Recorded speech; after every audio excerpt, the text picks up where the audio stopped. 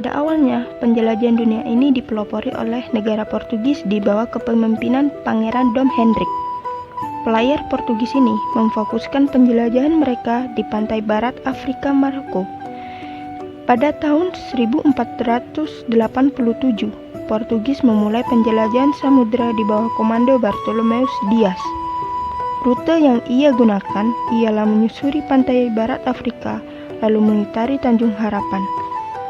10 tahun kemudian, pelayaran ini dilanjutkan oleh Vasco da Gama. Dari pelayaran Vasco da Gama, menuai hasil yang memuaskan. Portugis berhasil mendarat di India.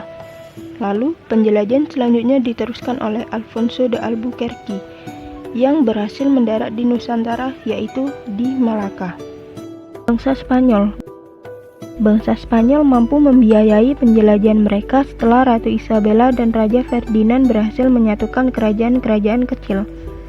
Pada tahun 1492, Spanyol memulai penjelajahan mereka di bawah komando Christopher Columbus. Lalu mereka mendarat di sebuah daratan dan menamainya San Salvador. Mereka mengira bahwa pulau ini merupakan bagian dari India. Selama 10 tahun, Columbus melakukan 4 kali pelayaran dan ia menemukan Haiti yang ia sebut Dominika, San Salvador, Puerto Rico, Jamaika, Kuba, Trinidad, dan Honduras di Amerika Tengah. Walaupun dari pelayaran Columbus, Spanyol hanya membawa pulang sedikit harta, namun berkat armadanya pula jalan penjelajahan semakin terbuka. Tahun 1519, Raja Charles V mengatur Ferdinand Magellan untuk menemukan jalan langsung ke Kepulauan Maluku. Magellan menyeberangi Atlantik menuju Brazil lalu dilanjut ke selatan untuk mengitari ujung benua Amerika. Kemudian armadanya mengarungi Pasifik sampai Filipina. Magellan terbunuh namun pelayaran dilanjutkan oleh Juan Sebastian Elcano.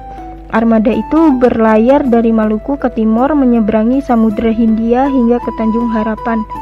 Akhirnya mereka kembali ke Spanyol setelah melayari pantai barat Afrika.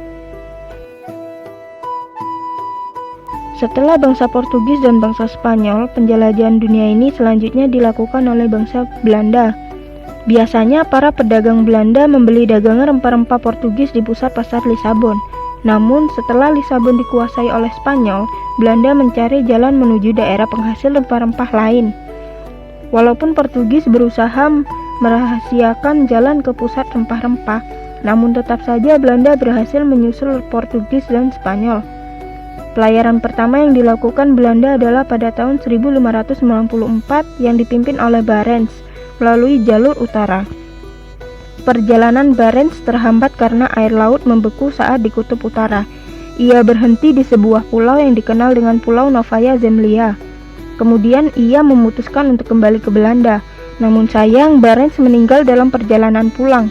Pelayaran kedua yang dilakukan Belanda di bawah komando Cornelis de Houtman pada tahun 1595.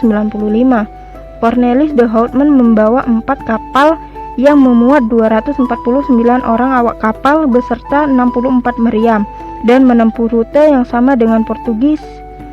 Lalu pada tahun 1596, Cornelis de Houtman beserta rombongan sampai di Indonesia dan mendarat di Banten. Pelayaran ketiga dilakukan oleh Abel Tasman dan berlayar mencapai perairan di sebelah tenggara Australia. Pada tahun 1642, ia menemukan sebuah pulau yang kemudian dikenal dengan Pulau Tasmania.